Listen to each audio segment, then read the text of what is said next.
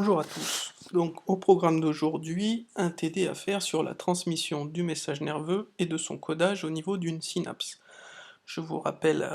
simplement une chose que nous avions vue la semaine dernière. Donc je reviens sur ce schéma bilan du réflexe myotatique, où nous avions vu que le message prenait naissance au niveau du fuseau neuromusculaire, puis ensuite partait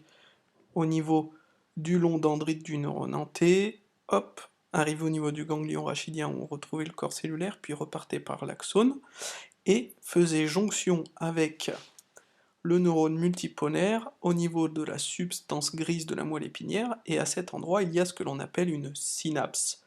Entre deux neurones, donc neuroneuronique, il y a une zone de contact, enfin finalement on voit qu'il y a un espace entre les deux neurones, donc il n'y a pas de contact physique, mais en tout cas il y a une connexion entre deux neurones.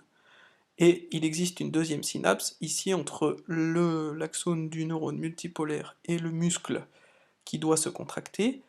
suite à son étirement, donc en l'occurrence le muscle du mollet, donc là aussi il y a une synapse, donc une zone de connexion entre le muscle et le neurone qu'on appelle une synapse neuromusculaire.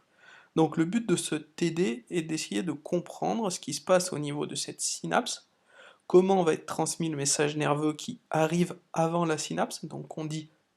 dans le neurone présynaptique, comment ce message nerveux va être transmis au neurone postsynaptique, donc après la synapse. Donc nous nous intéresserons bien sûr à la manière dont est transmise l'information, mais aussi son codage. Nous avions vu la semaine dernière que pour connaître l'intensité de la stimulation, pour que votre organisme comprenne quelle est l'intensité de la stimulation que vous avez reçue, eh ben, le message nerveux était codé en fréquence de PA, c'est-à-dire qu'il y avait plus de potentiel d'action sur une même unité de temps. Donc comment,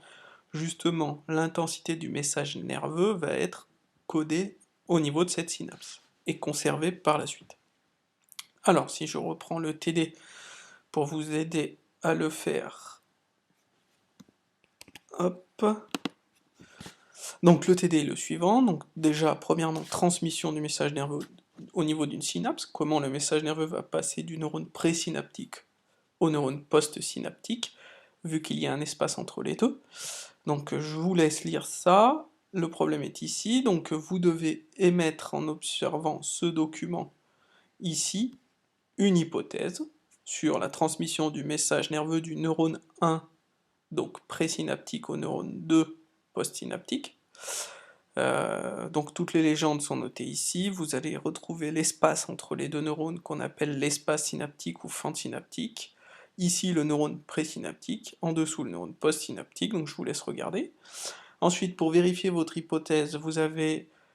une expérience qui a été faite et qui est décrite ici en 1 et 2, et on regarde les résultats ici, sur cette image. À partir de ces résultats, donc vous pourrez répondre au problème, interpréter les résultats et répondre à la question, valider ou non votre hypothèse, puis compléter ce schéma, qui justement montre une synapse, et donc vous avez l'étape 1, l'étape 2, il manque l'étape 3, 4, et il y a une étape 5 bis, puisque là on est au niveau d'une synapse neuroneuronique, l'étape 5 bis sera ce que devient le message nerveux dans un muscle, dans le cas d'une synapse neuromusculaire. Mais pour l'instant, ici sur ce schéma, vous constatez des étapes 3 et 4.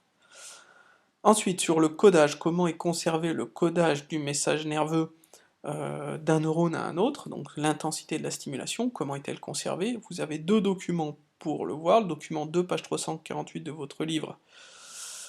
qui est celui-ci. Alors, un graphique qui représente la quantité de neuromédiateurs libérés en fonction de la fréquence des potentiels d'action, puis le deuxième document que je vous ai placé ici. À partir de ça, vous pourrez répondre à cette deuxième question, comment est conservé le codage du message nerveux lors du passage de la synapse, puis répondre au problème. Dans une autre vidéo, donc je vous ferai une correction un peu plus détaillée que celle que je vous ai envoyée, et le cours correspondant qui nous permettra de terminer ce chapitre 13 sur la commande réflexe, le mouvement réflexe de notre organisme.